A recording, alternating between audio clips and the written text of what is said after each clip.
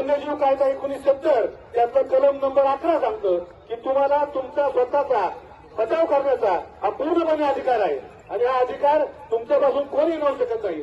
आणि जर उद्या कुठलं असं झालं या जाहीर लोकांसमोर सांगतो तुमचा पूर्ण केसचा सगळा खर्च हा रमेश एवढे करल, तुम्हाला कुठल्याही अडचणीमध्ये येऊन देणार नाही. ही मी तुमच्यासमोर हमी घेतो. अरे किती वेळा आमच्या मुलांना खायचं, किती वेळा आमच्या आयांना खायचं, तर आम्ही त्यांना मारू शकत नाही का? अहो आपल्या घरामध्ये भावाने बांध करला, भावाचं डोकं फोडता, तुमच्या भावात येता, तुम्ही त्याला मारू शकत नाही का? हा तुमचा अधिकार आहे आणि हा शासनाने दिला आहे, हा कोणी दुसऱ्याने दिलेला नाहीये.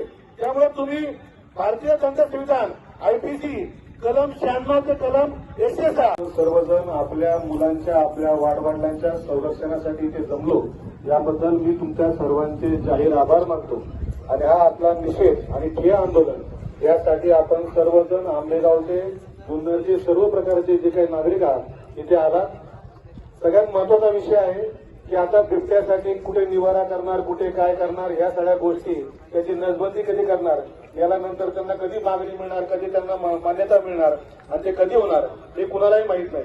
पण यात काय होऊ शकतं, यात दोन गोष्टी होऊ शकतात. मी मागील हप्त्यामध्ये आपल्या इथल्या नामदारांना भेटून सांगितलं होतं की जोपर्यंत तुम्हाला ठोस उपाययोजना करता येत नाही तोपर्यंत काही गरजेच्या उपाययोजना आहेत त्या अशा की जे बिबट प्रवण क्षेत्र आहे तिथे भोंग्याच्या गाड्या फिरल्या पाहिजेत की हा क्षेत्र बिबट प्रवण आहे, कुणी एकटे दुखते आपण सांगितलेलं नाहीये. चौथी गोष्ट की आपण सर्वांनी जनजागृती राहिली पाहिजे. कुणी एकटा दुसरा मुलगा बाहेर खेळताना दिसला तर आपण सांगितलं पाहिजे मला घरी जा, किंवा तुम्हाला कोण वाटते एकटं चाललंय तुमच्याकडे फोरगर आहे तर तो घरी पोहोचेपर्यंत त्याच्या पाठीमागे फोरगरपर्यंत जावा. माणुसकीचा धर्म हा शिकवू या संकटामधून तुम्हाला आता सध्याच्या काळात वाचू शकतो. बाकी सरकारचे आश्वासनं 25 लाख 50 लाख पिंजऱ्यासाठी 2 कोटी हे सगळे खोटी, कारण त्यांच्यापुढे आहे निवडणुकांचं लक्ष. पण ठरतंय कोण तर आमचे बाल कसे ठरतायत लक्ष. मग आता आपण काय करायचे, या आश्वासनाकडे दुर्लक्ष आणि आपलं एकच लक्ष गावाला त्याचा धोका द्या, अजिबात सोडू नका. काय होईल ते आपण बनवून घेऊ आणि सर्वांनी याचप्रमाणे राहा.